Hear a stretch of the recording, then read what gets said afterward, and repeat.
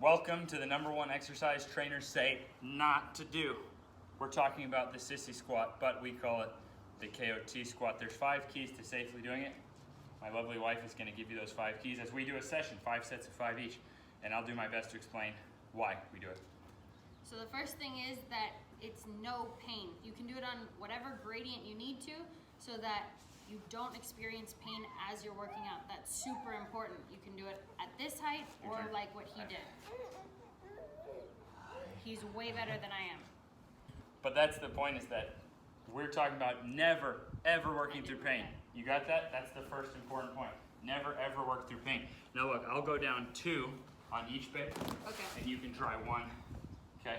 Sounds good. What's the second point? The second thing is it's not mandatory in our program at all. This is only if you want to do it. That's really important. So Ben, of course, wants to do it, but you don't have to do it. It's listed right there in the app as optional. There you go. All right, baby. What is point number 3?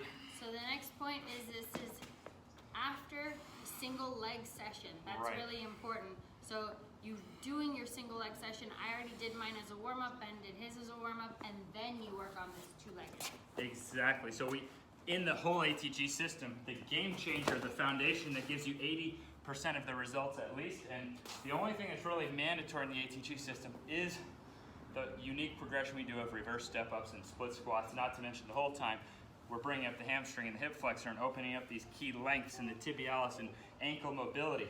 Double-legged work to us is the extra 20%. So even within a session, you're only doing your KOT squat after your single leg work. Now what did I do? I'm down to here. Yeah. 4th set. All right, 4th set? Yep. What's the 4th key to doing it safely? The 4th key to doing it safely is the best exercise below the hips. That Why? Work. Yep. Yeah, because it helps works your knees and your ankles better than a single leg exercise. So when we do our step-ups and our split squats, we are still getting amazing work for our hips. Our hips are still assisting in getting good development. But most people, everything below the hips is not as strong as it should be. Notice my toes.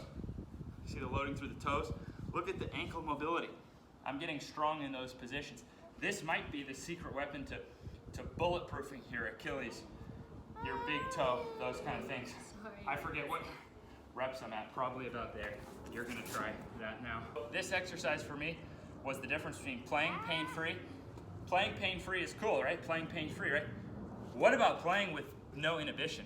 If you watch Michael Jordan, oh my gosh, his knees were like almost hitting the floor, and so he was playing without inhibition.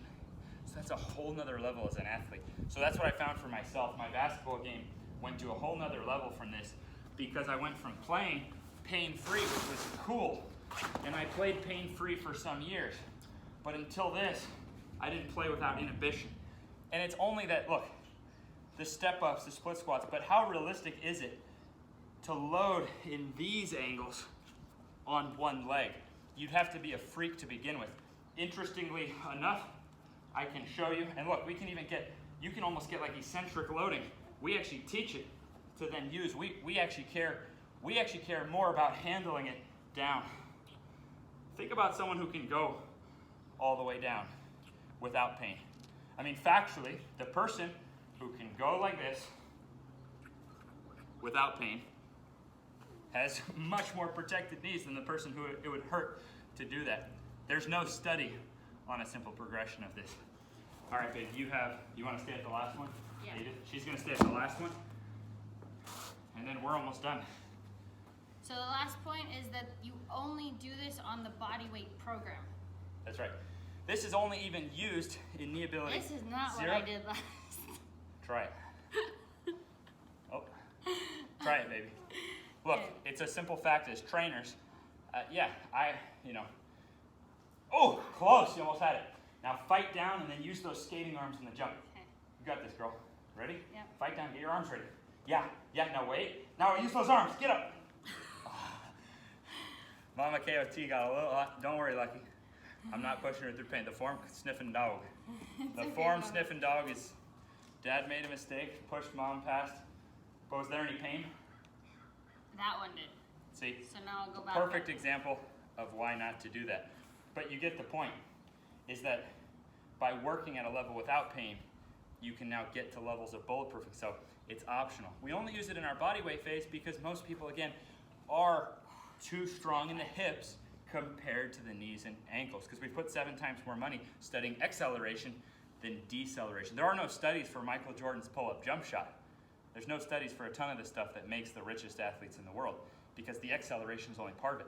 Now handling that, right? The studies are on a standing vertical jump, which even then, every standing vertical jump over 40 inches in NFL combine history has your knees over toes.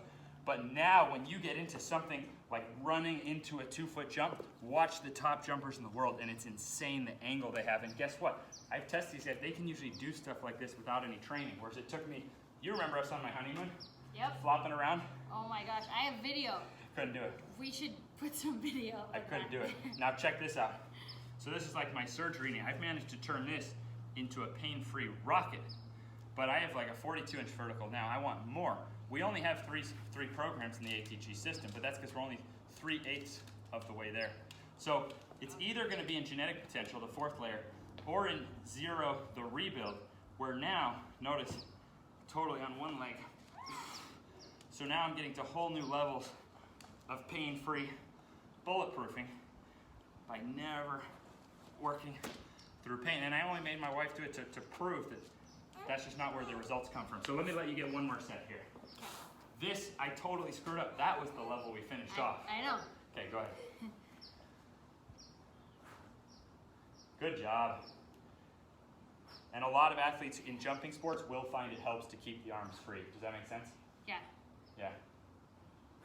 And jump. Good, but don't let those hips break on the way up. Clench those glutes. There you go. Good job. Good job. Thanks, baby. All right.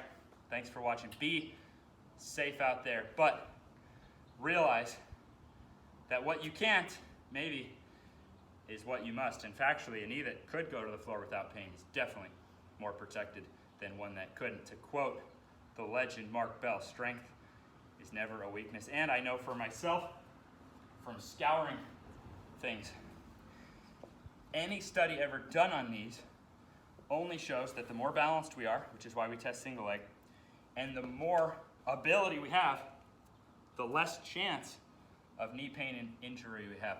But if you cause pain in this session, then by the time your muscles and tendons recover, well, maybe you're still in a little bit of pain. You see that? So scientifically, a 2 or a 3 on the pain scale actually works, but our goal is to find that 0 point. Did you feel some muscles working though? Absolutely. That's where the gains come from, is feeling the right areas working without any pain. If we can get to that 0 and feel the muscles working, that gives the best gains. And if you can't do something, it doesn't mean that you always can't do it. He couldn't do this. Exactly. And you just keep doing it on the gradient, and then you can.